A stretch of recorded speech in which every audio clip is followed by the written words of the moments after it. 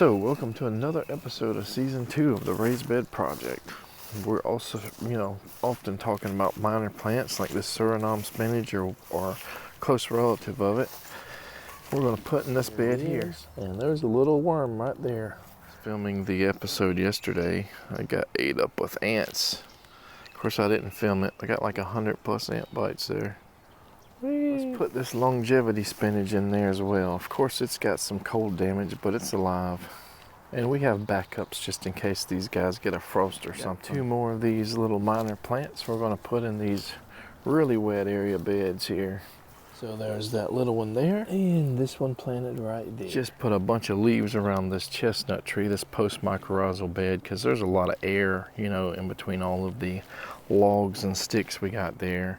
Let's diversify it and bring a small amount of pine needles as well to that area. All right, so we got pine needles now. I think this is episode 13 of season 2 of this raised bed project. I'm sort of talking slow and moving slow today because I think I'm getting that respiratory infection that Natalie had and other people I've had before her, so I guess it's my turn. Hopefully it doesn't linger on for a long time. So I don't know how much we're going to get done today, but we need to get something done, right? I need some grapefruit today. Boost my immune system. Give me some vitamin C. Got a really nice, medium-sized one here. These guys, for the most part, haven't been big yet. Maybe they'll get bigger over time or with fertilizer, more fertilizer, or they might just stay around the same size. Notice that they lost a lot of their crimson color, after December. They started getting more in the pink range. But in December, they're really dark red. So that is what they look like now.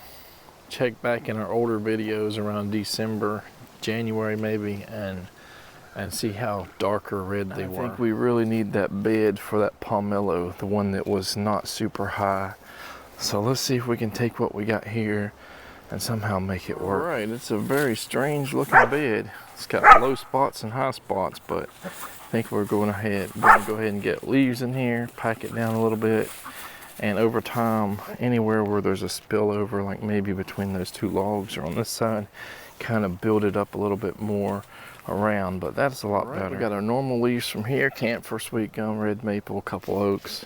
Then I got some pine needles, just a small amount, and then I went to an area under a magnolia tree and got some magnolia leaves as well. All right, push them in there. Try to fill some of those crevices. All right, we got our stink water here.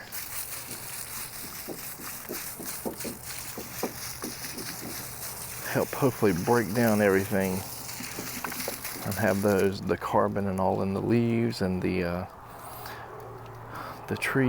dead trees absorbed all that nutrients. Happy Life compost and cow manure mixture. Velvet mushroom compost is very muddy and has, I think, probably cow manure in it as well, and a lot of mulch and stuff that has broken down into the compost. Our own compost here, full of earthworms. Okay, and we got some gardening lime here.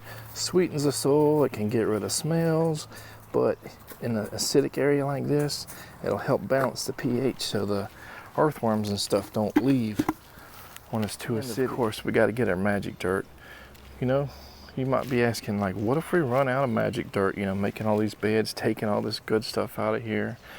Maybe we have to start buying some rabbit manure and putting, carbon and, burying it all in the ground and letting it sit for a few years. There we go. Full of earthworms, nutrients. Best of all sorts of active, fungal roots and fungal spores. And we put ashes on top. Let's get these weeds out of here. At least, separate them from their roots. Let them compost down, maybe. Right, so that's another bed. How long will it take for us to plant this out? And that kind of pine totem bed over there. Remember the last bed we planted out was 23 days?